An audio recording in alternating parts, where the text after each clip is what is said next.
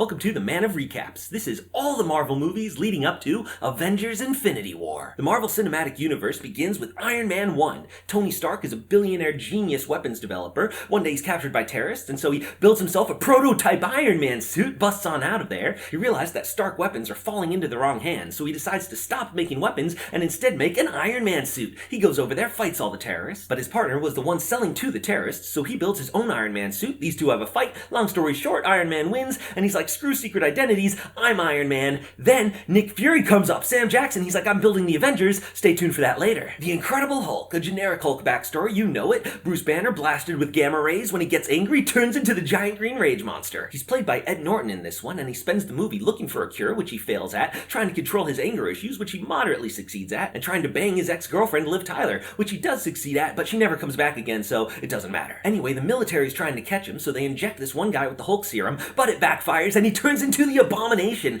These two have to fight, and long story short, Hulk smash. In Iron Man 2, Iron Man's a superstar, but Mickey Rourke over in Russia builds his own Iron Man suit. He gives this one whips, but Iron Man kicks his butt. But he's broken out of prison by Justin Hammer, a competing weapons developer, who wants him to build a bunch of Iron Man drones for him. Skipping over Tony's health issues, his friend Don Cheadle grabs an Iron Man suit, takes it to the US military, he becomes the War Machine. But Mickey Rourke hacks the suit, so Black Widow's gotta bust in. She's been posing as Tony's new secretary after his last one, Pepper Potts, started dating and promoted her to CEO. Black Widow unhacks him, so Iron Man and War Machine team up, take out all the drones. Mickey Rourke shows up with a new whip suit, but they Dragon Ball Z beam battle blast him, and the day is saved. Next up is Thor. In the magical realm of Asgard lives Thor, the literal god of thunder from Norse mythology. His brother Loki, the god of mischief, convinces him to beat up some ice trolls, but this pisses off his father Odin, so he banishes him down to Earth, stripped of his powers. He gets hit by Natalie Portman, who is some sort of scientist. There's a Hawkeye cameo, and he tries to pull his hammer out, but he's not worthy. Loki finds out he's adopted. Odin takes a nap, making Loki acting king of Asgard. Thor's friends come down like, hey, Loki sucks, you gotta come back. But Loki sends down the Destroyer to blast up New Mexico. Thor fights him with no powers, gets totally wrecked, but that makes him worthy somehow, so the hammer flies back. Boom! Thunder powers, easily beats up this thing, kisses Natalie Portman, flies up there, beats up his brother. Loki's hanging on, but then he's like, screw you guys,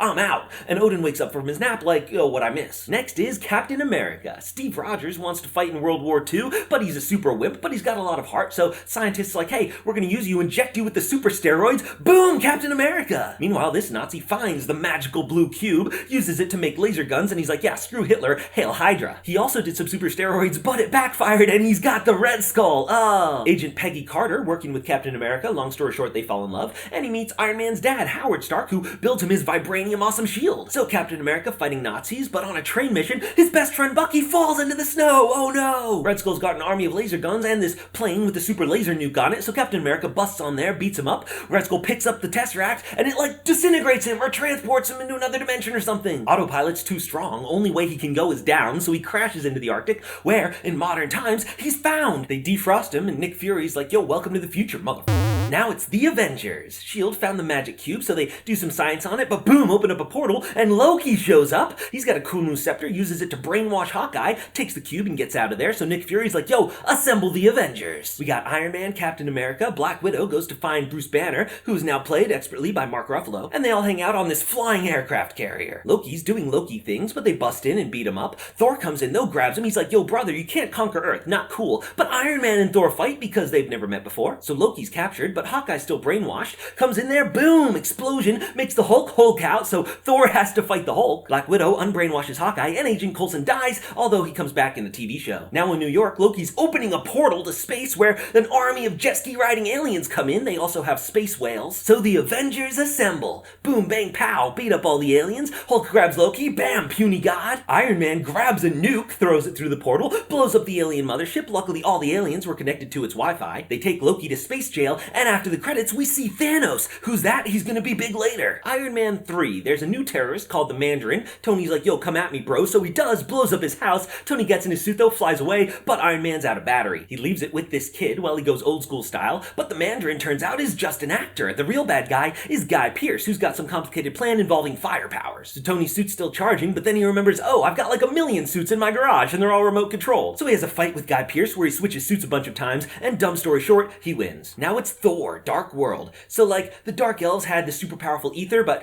they were beaten and it was locked away, but Natalie Portman finds it, it possesses her, which wakes the Dark Elves up from their slumber. Thor needs Loki's help, so he busts him out of jail for little brother adventure time, but they're too late, the Dark Elf gets the ether, Loki gets himself killed, saving Thor. It's not a trick, he's really dying. Dark Elves head to London for the convergence of worlds, gonna use the ether to destroy the universe or whatever. Thor and he have a fight, but there's a lot of portals, and long story short, Thor wins. Except Odin has been replaced by Loki. Oh man, what a trickster. And they give the ether to the Collector. Who's that? You'll see. Now Captain America, the Winter Soldier. Nick Fury assassinated by this guy with the robot arm. It's the Winter Soldier. Turns out S.H.I.E.L.D. has been secretly taken over by Hydra, so Captain America, a big elevator fight, has to bust out of there. Grabs his new best friend, the Falcon, fights the Winter Soldier, but oh, it's his old best friend, Bucky, who fell off the train snow. Wah! Turns out he was captured by Hydra and or the Russians, giving super steroids and brainwashed. Nick Fury survived, so he shoots the main villain, but the helicarriers have already launched. They're gonna blow up the world or whatever, so Captain America sneaks on board, reprograms them to blow up each other. He has to fight the Winter Soldier again, but he's like, yo, you're my friend Bucky, I'm not gonna fight you. So they crash, Bucky saves him and then walks off into the distance. Now it's Guardians of the Galaxy. Peter Quill, kid in the 80s, mom dies of cancer, abducted by aliens, grows up to be the legendary outlaw Star-Lord, who loves 80s music. He finds a really valuable orb, but this bad blue guy wants it, and he's working for Thanos, who has two adopted daughters. The blue one is Nebula and the green one's Gamora. Gamora finds Quill first, grabs the orb, but Rocket Raccoon and Groot the Tree are there. They're bounty hunting Quill, but the cops come and everyone goes to jail. In jail they meet Drax, whose family was killed by the blue guy, but Gamora's like, yo, I don't even like him, in fact I'm trying to be a good guy now. So they work together to bust out of jail, and they bring the orb to the Collector. And he explains about the Infinity Stones. Super powerful stones, but they don't have to be stone-shaped. The Tesseract was one, and the Ether was another. This one is the Power Stone, and it is quite volatile. Just then the bad guys show up, long story short they take it, so blue guy is glowy purple now. This blue guy is Yondu, Quill's boss, threatens to eat him, but decides to help instead. His weapon of choice, by the way, is a magical flying arrow that he controls by whistling. Sounds weird, but it's incredibly effective. Anyway, they sneak on the bad guy's ship, the sisters have a fight, Nebula pulls a Loki and decides to peace out. The ship crashes, but Groot saves the team by sacrificing his body. Unfortunately, the bad guy survives, about to destroy the planet, but distracted by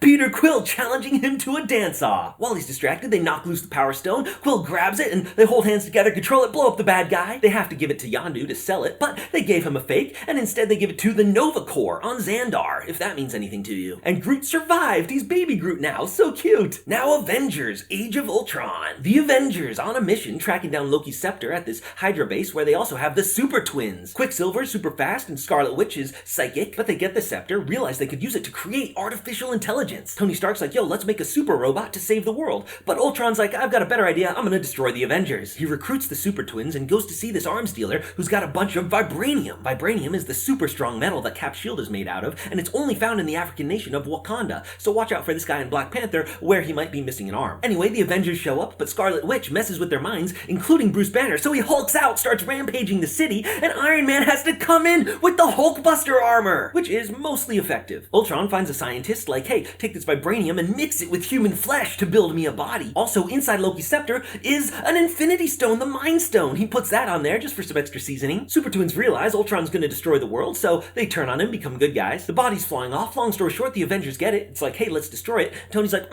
what if we use it to create a super robot to save the world? Only this time we program it with my virtual butler app, Jarvis. This time it works. They created a good guy. He names himself Vision, goes to fight Ultron, but Ultron's gonna lift up the whole town of Sokovia, use it as a meteor. And the Avengers fight a bunch of robots. Super sweet slow-mo one-take action scene. Looks like this when it's sped up. Long story short, they win, but Ultron had another body. Oh no, he shoots Quicksilver! Oh! Sorry, Quicksilver, you were cooler in the X-Men movie anyway. Ultron drops the meteor, so Iron Man and Thor have to double penetrate it. Boom, blows it up, saves the day. Hulk ended up on a plane somehow. Black Widow's like, yo, come on back now, boo, cause she and Bruce Banner kinda got a romance going, but he hangs up on her cause Hulk needs some alone time. Then they build an Avengers headquarters where they've got all these new faces now, basically the B-list heroes. Speaking of B-list, it's Ant-Man! Paul Rudd plays Scott Lang, the burglar with the heart of gold. Long story short, he meets scientist Hank Pym, who invented a Pym particle which could shrink things down. Cool. But the bad guy figured it out. He's gonna weaponize it and sell it, so he needs Scott to be Ant-Man and go steal it. Hank has a daughter, Hope. Long story short, she and Scott fall in love, and her mother used to be the Wasp until she turned off the regulator belt, went way too small, and went subatomic, disappeared forever. Anyway, time for a heist. Scott sneaks in on his ants. That's right, Hank developed an unrelated but coincidental technology that lets you mind control ants. Anyway, he Mission Impossible's in, but the bad guy knew he was coming. He puts on his yellow jacket suit, they shrink down, have a fight in his daughter's room, which is super epic until you zoom out. He needs to get in the guy's suit, so he turns off his regular regulator belt to go super small. Boom, blast it, makes this guy implode. But now Scott's shrinking way too small, going subatomic, lost forever. Except he's like, what if I just turn my belt back on? Does that work? Oh, yeah, that works. Hank's like, are you freaking kidding me? Then where the hell's my wife? And he builds his daughter the Wasp suit so she gets to be in the sequel. Now it's Captain America Civil War. While saving the world one day, the Avengers accidentally blow up one building. So the United Nations wants to put all sorts of regulations on them called the Sokovia Accords. Tony is actually for it. He thinks the accountability is good. But Cap's like, yo, we need to be free to do whatever we want. We're the Avengers. At the United Nations, it's the King of Wakanda, his son, the Prince T'Challa, but a bomb explodes. Oh no, kills his father. Who is the bomber? It's the Winter Soldier. Cap tracks down Bucky, but it's like, yo man, it's not me, I'm being framed. So Captain helps him escape, but the Black Panther shows up. They have a fight, then a little chase. At the end, they're caught, and to no one's surprise,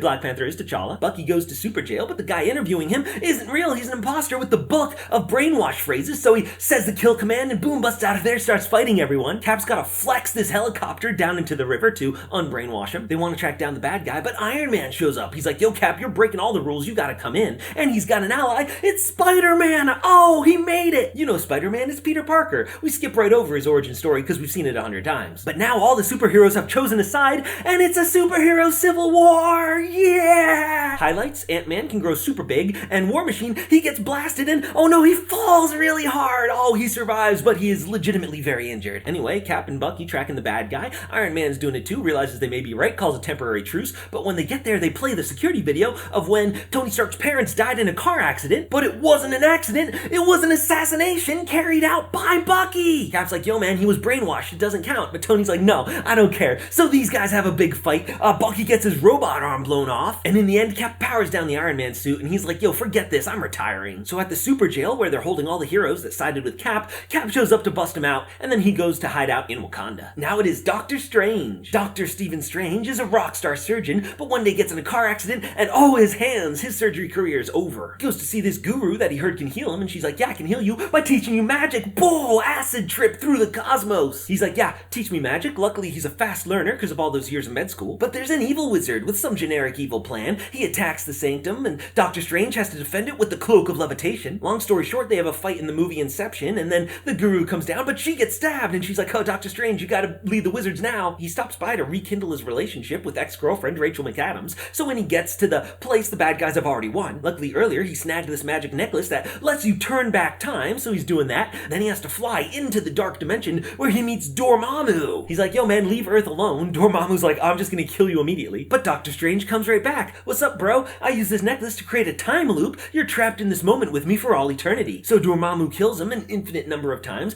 Finally, he gets bored. He's like, all right, I'll leave Earth alone. So the day is saved, except this one friend is mad for some reason, gonna be the villain in the next one. And turns out that necklace holds an Infinity Stone, the Time Stone. Now it's Guardians of the Galaxy Volume 2. Long story short, the gang steals some stuff, gets into trouble, has to bail, and crash land on this planet. They meet this guy named Ego, who is Peter Quill's space dad. What? Turns out he's a super powerful ancient celestial, and he is the planet. This body's just an avatar. On his travels, he met Quill's mom, fell in love, that's how that happened. He's got a servant named Mantis. Drax calls her ugly, so watch out for this romance. But he turns out to be evil, wants to assimilate the universe, and he needed an offspring who has enough power to use his seeds to conquer all the planets. Meanwhile, Yondu, dealing with a mutiny, with very little help from Baby Groot, he gets his mohawk thing that lets him control his whistle dart and, kills all the mutineers. So he busts in to save the day, but they gotta go destroy the planet Brain. Baby Groot's the only one small enough to get down there, and unfortunately, he really wants to press the wrong button. But when crunch time comes, he chooses right, boom, blows up the planet. Yondu drags Quill out of there. He's like, that may have been your father, boy, but he weren't your daddy. He puts his last space breathing suit on him, and he sacrifices himself for Peter. Oh man, cry. So they give him a nice funeral. Sylvester Stallone shows up. The sisters, by the way, had a thing. They mostly agree not to kill each other for now. And this random guy maybe joins the team, gets Yondu's whistle arrow, we'll see. Also, Baby Groot grows up into teenage Groot. Now, Spider-Man Homecoming. After the events of Civil War, Tony's like, yo, don't be an Avenger, just lay low, be a friendly neighborhood Spider-Man. But he does give him a sweet super suit with all this cool Stark tech, and Spider-Man's hanging around doing, not much. But one day he finds these guys selling some real dangerous alien weaponry. They're led by the Vulture, who's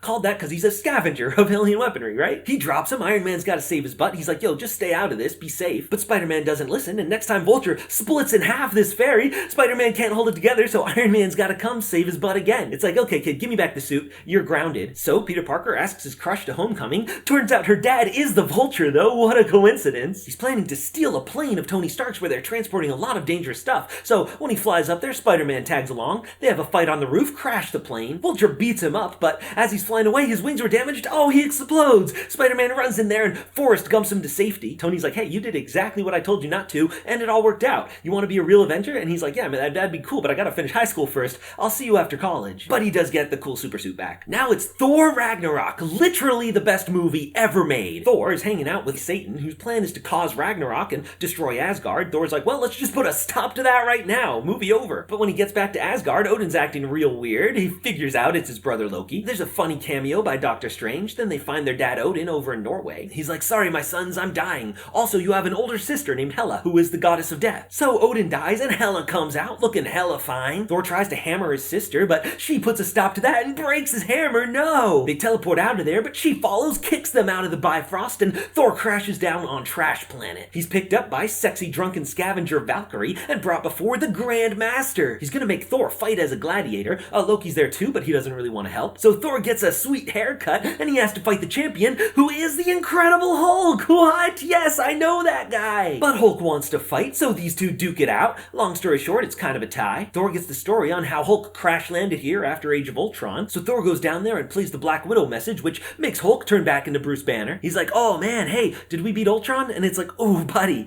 you've been the Hulk for 2 years as a gladiator on an alien planet. Valkyrie decides to help him because she's actually Asgardian and fought Hela back in the day. They gotta escape through the big portal, but they need a new ship, so they get Loki to help steal one. Nice little brother adventure. But Loki betrays him again. This time though, Thor's ready for it, shocks him down, steals the ship. They have a spaceship fight. Unfortunately, this has no guns because it's a party ship. Luckily, Valkyrie is a huge badass, and these guys escape. Meanwhile, on Asgard, Hela's taken over, earning her name the Goddess of Death. Her shtick is she throws like infinite swords. But Thor shows up to challenge her. The civilian's escaping, but her pet wolf is there to stop him. So Bruce Banner's like, yo, I got this. Jumps out, splat. Oh, he does eventually turn into Hulk and fights the wolf, but they're still fighting these zombie warriors. Luckily, Loki shows up. He was picked up by some of the escaping gladiators, and he's got this big ship for all of Asgard to evacuate on. Meanwhile, Thor's fight with Hela not going well. He gets his eye cut off. What? He has a spirit vision with Odin. It's like, Father, I can't beat her without my hammer. He's like, what, are you the god of hammers? Thor's like, oh yeah, that's right. God of thunder! Boom! And Thor is kicking butt like we've never seen him before. It's sweet. Unfortunately, Hela is basically invincible because she draws her power from Asgard, so Thor's like, wait a second, instead of stopping Ragnarok, let's cause Ragnarok! Loki goes and grabs the horns. He passes by the Tesseract, which he definitely takes. Anyway, throws the crown in the flames, and it's Ragnarok time, baby! Yeah! This guy beats Hela. Maybe she survives for Infinity War, we'll see, but he definitely destroys Asgard. But the Asgardians escaped, and they're floating through space. Last is Black Panther. The Blu-ray's not out yet, so I won't do a full recap, but go see it, it's really sweet. Only things you might need to know: Wakanda is secretly a super advanced civilization because of all their